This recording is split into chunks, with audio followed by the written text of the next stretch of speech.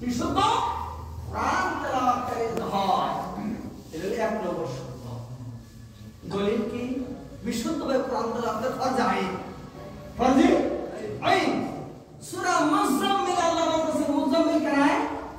আল্লাহ রাসূলের নাম মুজাম্মিল, অর্থ কি? মুজাম্মিল মানে কম্বল ওয়ালা। আল্লাহ রাসূলের স্বভাব ছিল কম্বল গায়ে দিতে, বুঝলেন তো? ঠান্ডা লাগলে কম্বল গায়ে। আমরা যে মুসলিম ওই যে আসিল না, আল্লাহ আল্লাহ রাসূলকে বলতেন ইয়া আইয়ুহাল মুজাম্মিল, হে কম্বল ওয়ালা, বুঝলেন? বুঝতো তো? হে কম্বল ওয়ালা কুমিল লাইলা ইল্লা কালিলান নিসফাহু আও ইনকুসবিহু কালিলা আও জিদ আলাইহি ওয়া রাত্তিলিল কুরআনা তারতিলা। হে মুহাম্মদ উঠো, রাত্রিতে আবার কম থাকতে নাই, আর কিছু কমাই দাও কিন্তু বাড়াই দাও। তারপর কি করো? ওয়া রাত্তিলিল কুরআনা তাসবিহের সাথে বিশুদ্ধভাবে কোরআন তেলাওয়াত শুরু করে দাও। বুঝলেন? আপনারা আল্লাহ বলতেছেন ওয়াল্লাযী বা'আসা ফিল উম্মিয়্যিনা রাসূলান মিনহুম ইয়াতলু আলাইহিম আয়াতিহি ওয়া ইউযাক্কিহিম ওয়া ইউআল্লিমুহুমুল কিতাবা ওয়াল হিকমা ওয়া ইন কানূ মিন ক্বাবলু লাফী দালালিন মুবিন। এখানে আল্লাহ বলছে উম্মীদের মধ্যে আল্লাহ একজনকে রাসূল বানাইলেন, যে রাসূল কি করলেন?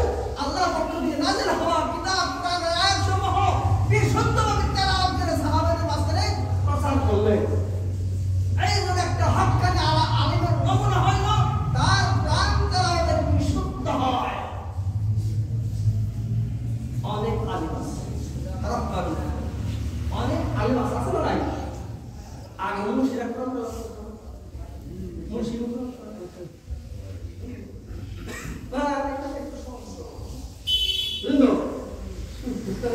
মাসলা মাসাইল কোনো কথা নাই, বুঝলেন তো?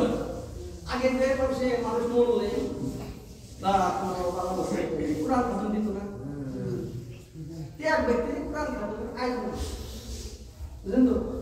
কোরআন খতম যা নাতি আছে, নাতি কইছে এই নাতি, এই যে পানি বকনি ফুল বাইরে যাও, মুন্সি যাও, পানি এক মুসাফির, দূরবর্তী মুসাফির, ভুক লাগছে, খিদা লাগছে, বাড়ি দাঁড়িয়ে খাইতে যাইতেছে, কোরআন পাইতেছে না, বুঝলেন তো? ওই ব্যক্তিকে সামিতে যাওয়ার খবর আনিস যে আমার আয়োজন করছে, হে মুসাফিরটা যান না, ওরে জায়গায় যাওয়ার নদী পানি দিছে, খুশি গেছে না? আইকে হাই করে গেছে মুসাফির খুশি, ওযু করে ঘরে গেছে না, কোরআন শোনাতে গেছে, এ তো জীবনে কোন কোরআন পড়েই নাই। এই বাইলা তো ছোট্ট অবস্থায় কয়টা তুমি গেছে, আমি পাতা কটা পড়েছিল তাও ভুলে গেছে গা, বেবি ছেলে একটা মুক্তা হলে মনে রাখছে না, বেটা সিনে খেলি কোরআন শোনাতে গিয়া কি করবার শুনতে পারতেছে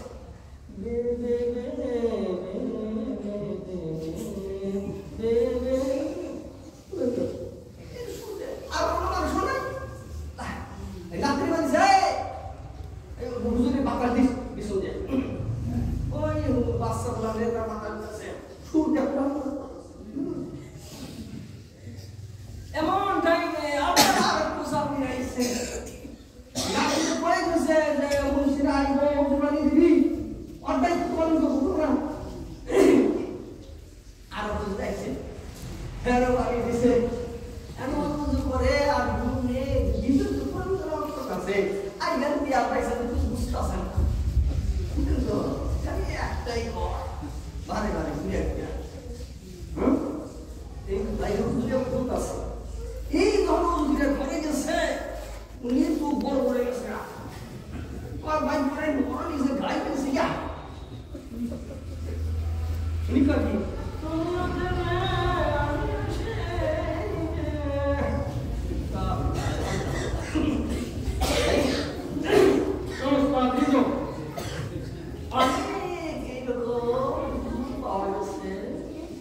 যাদের পিছনে নামাজ পড়া দুঃখের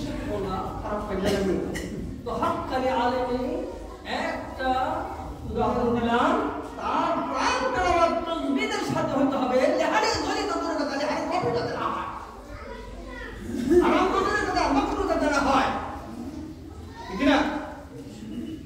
দ্বিতীয় নম্বর, হক্কানি আলেমে আরেকটা নমুনা হইল তার মধ্যে আরবি ভাষার উপরে প্রচুর জ্ঞান থাকে। আরবি ভাষার উপরে প্রচুর জ্ঞান থাকে। কেন? এটা আল্লাহ বলতেছে, ইন্না আনজালনাহু কুরআনান আরাবিয়্যান লাআল্লাকুম তা'কিলুন। আল্লাহ বলছেন বলি, ইন্না আনজালনাহু কুরআনান আরাবিয়্যান লাআল্লাকুম তা'কিলুন। আমি আরবি কোরআন নাযিল করেছি, বাংলা কোরআন না, ইংরেজি কোরআন না, দেখো হ্যাঁ, আরবিতে কোরআন নাযিল করেছি, লাআল্লাকুম তা'কিলুন, যাতে তোমরা অনুধাবন করো। এই জন্য হক্কানি আলেমের জন্য দ্বিতীয় সবক হলো আরবি ভাষার উপর প্রচুর পরিমাণে দখল রাখতে হবে। তিন নম্বর বলে খালি নিজে নিজে মুহাদ্দিস হলে কাজ না, নিজে নিজে আজকাল অনেক মানুষ নিজে নিজে পণ্ডিত মানে নাই, ইংরেজিতে বুখারী আছে, উর্দুতে আছে, কইরা করে মুহাদ্দিস বুঝলো, এরে মুহাদ্দিস কয় না, আরবিতে আর ইসলামী ভাষায় আলিম কয় না। দেন আল্লাহ হাদিসে বলছে, আল ইলমু বিত-তাআল্লুম, এনে ওইটাই করা হয় যেটা উস্তাদ মাইনা হক্কানি আলেমের নিকট বসিয়া দর্শের মাধ্যমে যে ইলম শিক্ষা করা হয়, সেইটারে আল্লাহ রাসূলের জবানে স্বীকৃতি প্রাপ্ত ইলম বলা হচ্ছে। বাকি গুলারে ইলম বলে আল্লাহ রাসূল স্বীকৃতি দেয় না।